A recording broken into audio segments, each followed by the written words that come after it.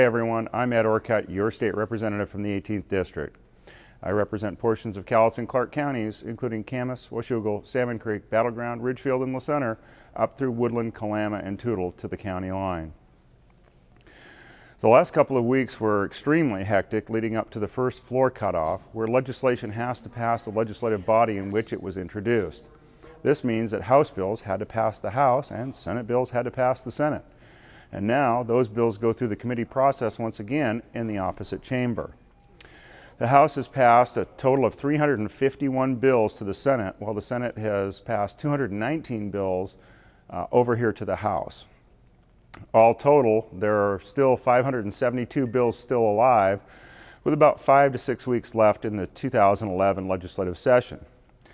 Some of these bills are duplicative, what we refer to as companion bills. So the total number of bills that will pass in the end is going to be quite a bit smaller. At a time when the state is facing a multi-billion-dollar deficit, the House has unfortunately failed to pass many job-creating bills that could have helped improve our economy and our revenue. Instead, certain legislators have focused their attention on adopting heavy-handed government measures, such as tougher regulations and steep fines against contractors, like those found in House Bill 1701. Another bill that passed would allow government to further regulate private business.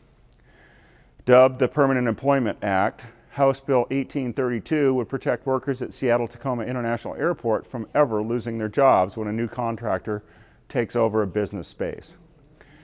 New contractors who provide services within the airport would be required to retain employees for 90 days, and in many cases, the new contractor would be required to keep them on the job.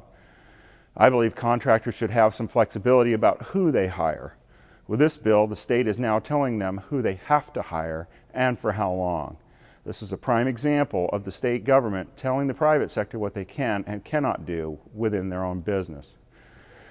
Fortunately, a common sense bipartisan effort was made to address the unemployment insurance tax increase on employers. This year, the average increase for employers was expected to be about 36%.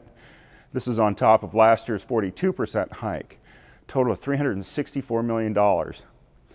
House Bill 1091 passed with unanimous support. This bill is a balanced approach to help employers by keeping tax rates stable for now, while giving unemployed Washingtonians an extra $25 per week in benefits. Without this agreement, another $366 million would have been taken from employers that could have been put to better use creating jobs for the 350,000 unemployed Washingtonians. I supported this bill because something needed to be done right now for employers and citizens.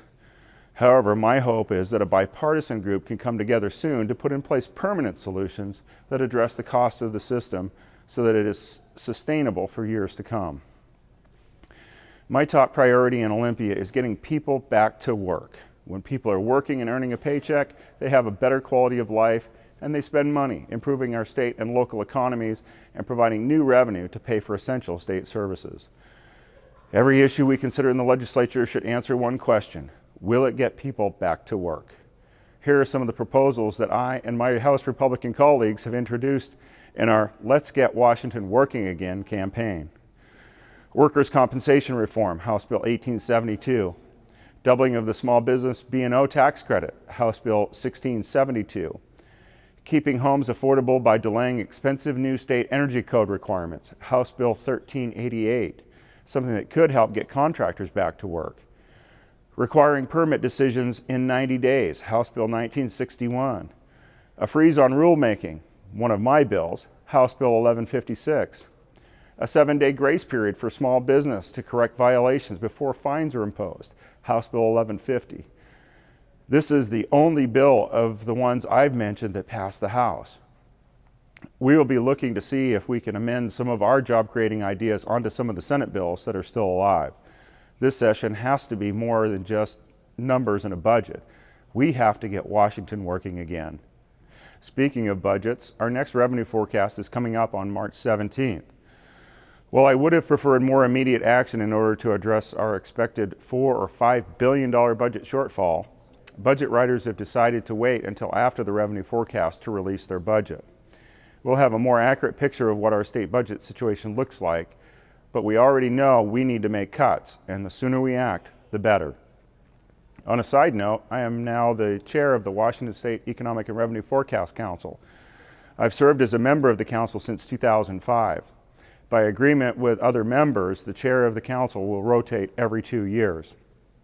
I'm looking forward to working with our chief economist, Dr. Arun Raha, and other members of the council to provide an accurate, nonpartisan look at our state's economic health in the upcoming months.